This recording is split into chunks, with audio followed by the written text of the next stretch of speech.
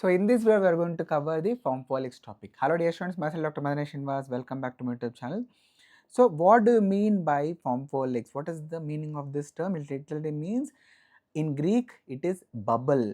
So because of the vesicular hand and foot dermatitis, there is going to be vesicles which are seen, and it is synonymous to dyshidrotic eczema, dyshidrosis, acute and recurrent vesicular hand dermatitis, vesicular palmoplantar eczema. So remember, we have many misnomers in dermatology, and this is one of those lists. So the term dyshidrosis was originally coined under the assumption that there was some problem with the sweat retention and the glands, sweat glands within the epidermis, but now it is a misnomer because the vesicular formation is not at all linked with the sweat gland dysfunction, or it is not even the trapped sweat, although hyperhidrosis can be a significant aggravating factor in these patients, right? And to classify if the involvement is there on the palms, it is called Pompholyx, and if it is of the soles, it's called as Pompholyx. And approximately 5 to 20% of all the cases of hand eczema are considered to be the Pompholyx. Coming to the etiology, remember dear students, Pompholyx is frequently an expression of an underlying some other problem in the patients rather than a single independent disease entity. It is characterized by, obviously because it's eczema, edema fluid will be there in the epidermis to form the visible vesicles or bullous lesion. And remember, almost 67% of the times the underlying cause is going to be ACD, allergic contact dermatitis, and it is mainly the cosmetics and hygiene products followed by the metals. It could also be a idiopathic or mostly atopic diathesis, which could also result in the Pompholyx manifestation. It could also be the id reaction to the tinea elsewhere or the body. That's why if a patient is coming with Pompholyx like features, we should always check for and ask for the tinea elsewhere or the body. It could also be internal reactivation, that is systemic contact dermatitis, and it accounts for 6.7%. Ingestion of the nickel, cobalt, chromium can elicit the Pompholyx in patients who are patched as negative to these metals. So this is very interesting. And also emotional stress could aggravate this Pompholyx.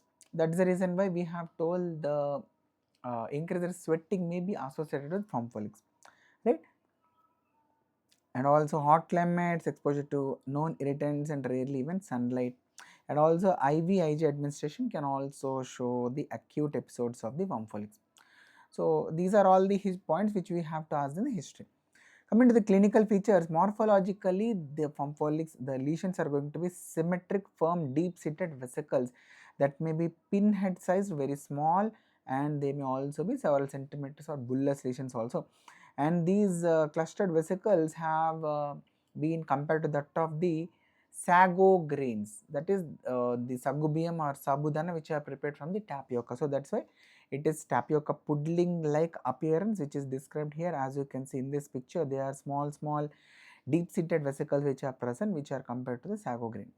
Distribution, mostly this is going to affect the palm, soles, lateral, medial aspects of the fingers and the toes, obviously. And initially the patients are going to have moderate to severe itching, but as the vesicles rupture, the cracks are going to appear, then pain is going to be the important complaint by the patients. Coming to the evolution, due to the thick tear proof horny layer, that is stratum corneum, obviously it is very thick over the acral areas, so it will take a long time for the vesicles and bullous lesions to rupture, and the vesicles slowly resolve over 3 to 4 weeks and are replaced by the very interesting scaling, which is described as collarate scaling. And also there is a minimal variant which is called as the keratolysis exfoliativa. Patients usually may also present with this, which is dyshidrosis lamellosa sicca, where there is going to be no frank blistering, but their patients are going to have the specific characteristic collarettes of white scale resulting from the premature separation of the corneocytes, as you are seeing in this particular picture. So coming to histopathology, remember the eczema is the underlying reason for this Pompholyx. So if you do, there is going to be spongitic dermatitis, no doubt about that. Remember, there is absolutely no association with the sweat glands. And also we are going to classically see this micro and macro vesicles within the epidermis. See, the most important clinical differential diagnosis is pustular psoriasis. So you need to know what are the important differentiating points from the biopsy point of view between these two conditions.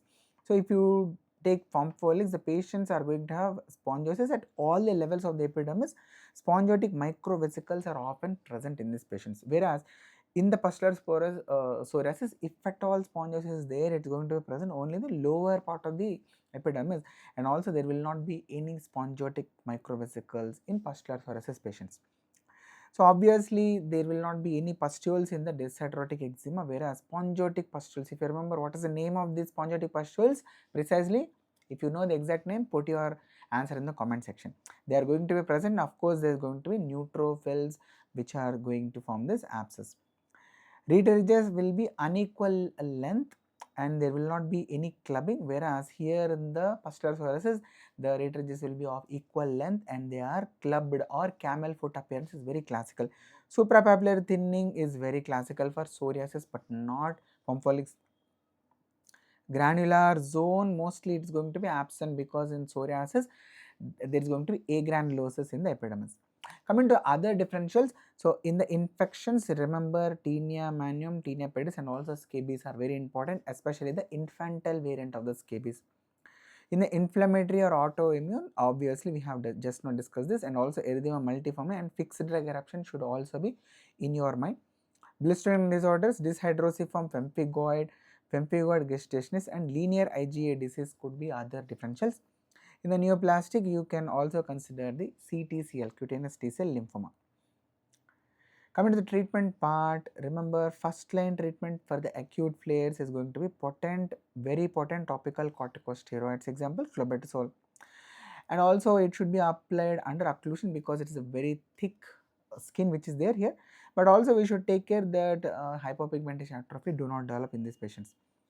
Cold wet compresses may also be considered for those lesions which are having oozing. Burrow solution, aluminum acetate may also be considered. If there is secondary infection, then we can consider oral or topical antibiotics if at all required. Second line, topical calcineurin inhibitors, Facro, Pimecro, phototherapy, alloterapin could also be thought about. And if the condition is severe and recalcitrant, then systemic therapy in the form of short course of oral corticosteroids may also be considered. Low-dose methotrexate, oral cyclosporin, azathioprine, mycophenolate, mofetil. These are also used in a few of the patients. As the adjunct, we can also consider the Botox injection in those patients whom the Pompholyx is getting aggravated by the hyperhidrosis.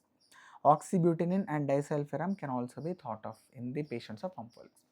So I hope this video was helpful. If so, please do that like button. Also do subscribe if you are not yet subscribed. And in the comment section, answer what was the spongiform pustules of, especially which is seen in the psoriasis. What is the, give the full name to it. Thank you so much. Happy learning, dear students. All the very best. Keep learning. We'll meet again in the next video soon.